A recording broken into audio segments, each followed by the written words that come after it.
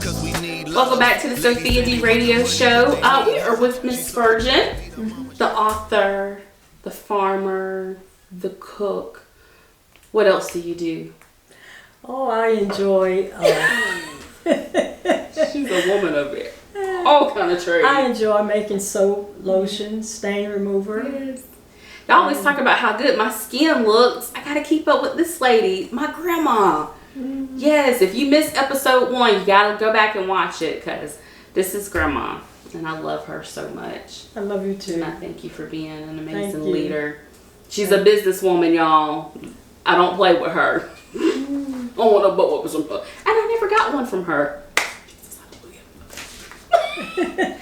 Grandma, we are talking about your second book, first published book, Sound of Hope. It is a beautiful book. Y'all, we'll tell you where you can buy it. It's just a good, easy, simple read. It has a lot of poetry in it. Yes, my grandmother is a poet. Miss Spurgeon really laid her hands on this book. You spent most of your time in Nigeria. Was it about 2 years? 2 years. 2 years. How different is their Christian faith compared to here in America? And why do you think it's so different? Well, they have the Muslims, and then they have the Christians. And it's almost like politicians with Democrats and Republicans, because the Muslims want the Christians to come into their faith, and it just is. There's always something between the two of them. And when we were there, about 30 miles from where we lived, there were. It started up north of Nigeria that there was problems between the Muslims and the Christians, and the Muslims had gone and killed so many of the Christians. So when it got down to where we live in Abba, is where it happened at, and we lived in Port Harcourt, which is 30 miles from Abba, and the Muslims had come in. The Christians, I'm sorry, had come in and into the homes of the Muslims, had gathered up over 300 people, and taken them out and tied them up all together, poured oil over them, and set them afire and burned them alive. And that Sunday we went to church, and the pastor was just talking about it and telling people that this was wrong, and this was not religion, and that shouldn't be happening. And that he was just trying to encourage people to get along and to settle the differences without causing this kind of death and to other people. But there was just always retaliation when it happens in one country or one city. Then another city would come out and do something that's even worse. So it's just back and forth all the time. They're fighting. And it's interesting, Miss Spurgeon, because we kind of see that here in America, but there's a lot of people who strive to show love, and that we can get along regardless of our religious backgrounds and our ethnicities. And so if you can be the one to show love and accept people for who they are, you may not have to like the different communities they belong to, but you can always just treat people with respect. Exactly. And the book really goes into great detail about why we should love each other regardless of where we come from, what we look like. Exactly. Because I think that's really what God wants us to do. Exactly. Exactly. God, He says it in so many verses in the Bible, that to love others as He has loved us, and love Him with all your heart, soul, and might. So we're going to change the subject a little bit, Grandma. So you're probably wondering, where are we? We are in the beautiful kitchen where Miss Spurgeon, my grandma, does most of her cooking. I have watched her cook for 30 something years. I'm not going to give out the real number. I'm still 25 at heart. I know when you and your husband came back from Nigeria, y'all had thousands of pictures. Yes. Thousands. The one thing that I was always like, just something that amazed my mind is when you would go out to the markets and their vegetables were like double the size as ours. But it looked so fresh and beautiful, like you could tell they were not processed. So when you and your husband came back from Nigeria, what inspired you to start your farm? Well, after my husband retired, they gave him farm animals, and and so one day we were just talking, and he decided that he wanted to start a small garden. And when we were in China, we learned how they cook. They grow a massive amount of vegetables in small spaces. So we started out doing raised beds, and so he started growing vegetables, and he was very successful in it. And about the same time, the market downtown Greenville opened up. So we had an opportunity to get a space at the market, and at the same time I had started making soap, lotion, and stain remover. So it was an outlet for me to take my products down and sell as well. So it just all seemed to have fallen in place. So we just started selling these products at the market, and everything just worked out. It gave us something to do after we had retired, and plus it gave us a little extra money. So it was really good. Listen, I'm about to be your spokesperson. If you're looking for a good potato pie, sweet potato pie, a good tomato pie, some fresh okra. If you like a good tomato sandwich in the summer, you gotta holler at Spurgeon and Spurgeon Incorporation. Listen, they can grow whatever you want, I think. Yeah, they can grow it. The tomatoes are so fat and juicy. This lady right here is in the other building cooking.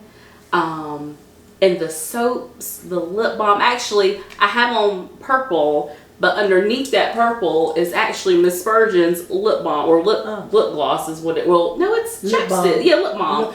And it's made with natural ingredients, nothing processed. I don't know. You just gotta. You wanna know why my skin's so tight? I don't need Botox. All of our soaps are made with natural ingredients. We use olive oil, palm oil, coconut oil, and oils that are really, really good for all skin types. So you get bar soap. It is long lasting. It doesn't just waste away in the water. So we pride ourselves on the products that we make. Your grandson-in-law, my husband Tony, he's behind the camera. He has eczema. I think I can say that right. And your soap has helped his eczema a lot. Good. I have very sensitive skin, so I still break out with Dove soap. But Miss Spurgeon's soap, my grandma soap cures everything. So thank you. Oh, thank you. G-Ma.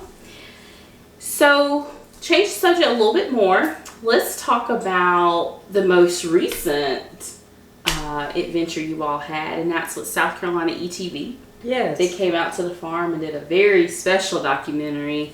I was glued to the TV like I didn't even know these people. These my grandparents. Yes, we met a friend of ours from the market, knew one of the people that worked with ETV, and they were talking one day, and he suggested that they interview us, and she says, "Oh, that sounds cool." So she called, and we met and talked, And she read the book, and she asked if we were interested in doing an interview, and we said, sure, we'll do it. And so they came out and did the garden and the kitchen over there where we do most of our canning and baking. And so everything else was history. Yeah. It is the most beautiful, inspiring documentary I've seen locally, and shout out to South Carolina ETV. Thank y'all so much for taking care of my grandparents, because everything was so good. I know y'all were tired the 2 days they were out here. Was it 2 days? Yeah.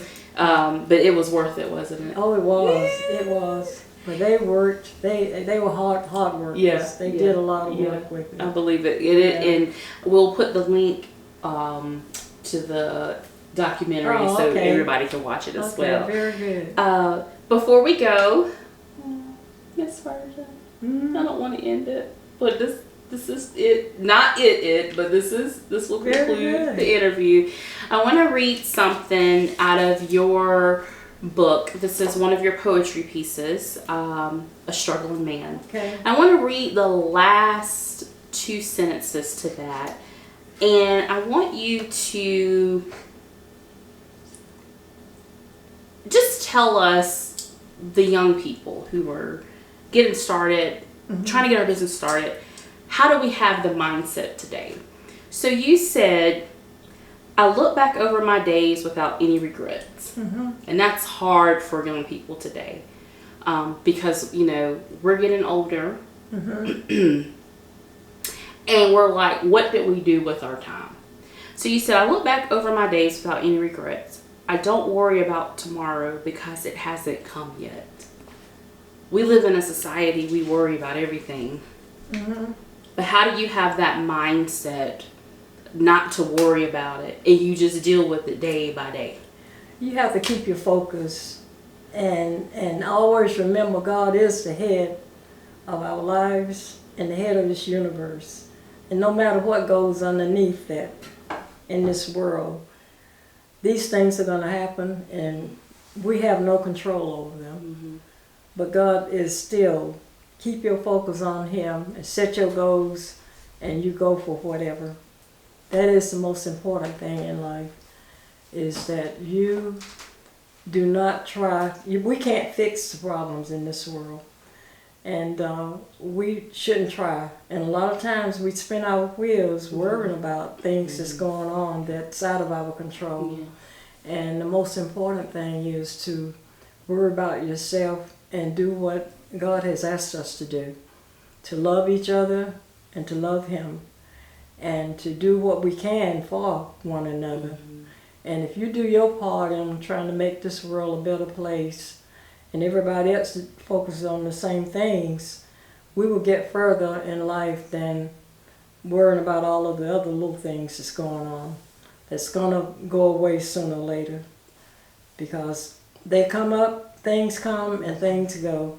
And if you leave it alone long enough, it's going to pass. And that's the philosophy I try to live by. You heard it here, the one and only. She's the matriarch of our family, Miss Dorothea Spurgeon. My grandma, y'all. Go buy her book. Grandma, where can they buy your book from? Sound of Hope. Oh, you can buy it from Barnes & Noble, Fiction Addiction. There's a cute little bookshop just off of on Pleasantburg Drive, North Pleasantburg Drive in Greenville, just across from Home Depot, called Angel's Bookstore. And you can also get it at Amazon. So, Sound of Hope. Sound of Hope by Dodie Spurgeon. Miss Spurgeon, my grandma, thank you so much. Thank you. For coming on the show. Thank you for having me. I love you. I love you too. She's got like 5 more books to write, y'all, so this ain't gonna be her first interview. She's 25. She's got plenty of time on earth. Thank you, Jesus. Hallelujah.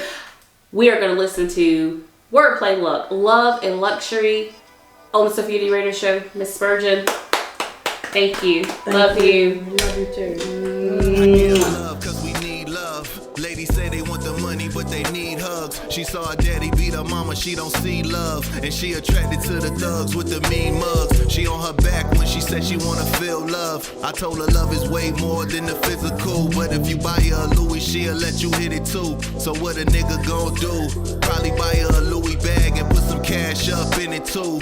But I wish she had another view on how she see herself when she looking in the mirror. She bought a Benz, but in that Benz she insecure.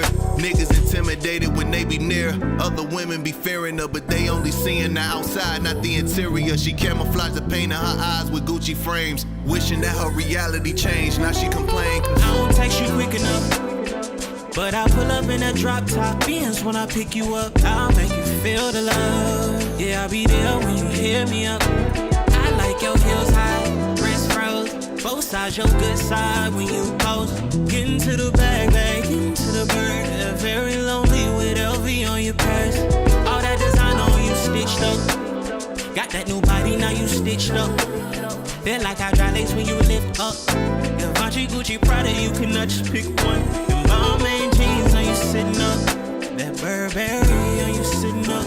Yeah, them Tiffany's on you sitting up. Times you got your heart broken. How many niggas play with your love but you gave them tokens? You bought a BBL cause you tryna get noticed. Cause only girls with the fat asses getting chosen. You meet a nigga and he only want one thing when you see a nigga, and you give it to him cause you feel you need a nigga. He said he take care of the baby, you believe the nigga, and now he leaving down. She don't know the definition of that real love. Baby in her stomach now, she conceals love. The baby kicked the only time she say she felt love. A broken heart, damaged mind, you need to heal love. She say men only fuck, they don't make love. She wanna numb all the hurt, so she take drugs. She hate her life, so like her face, she try to make up another reality with less strain. Now she complain cause I don't text you quick enough, but I pull up in a drop top Benz when I pick you up. I'll make you feel the love. Yeah, I'll be there when you hear me up. I like your heels high, wrist froze, both sides your good side when you post. Get into the bag, get into the bird. They're very lonely with LV on your purse. All that design on you stitched up. Got that new body, now you stitched up. Feel like hydraulics when you lift up. Givenchy, Gucci, Prada, you cannot just pick one. Them Balmain jeans on you sitting up. That Burberry on you sitting up. Yeah, them Tiffany's on you sitting up.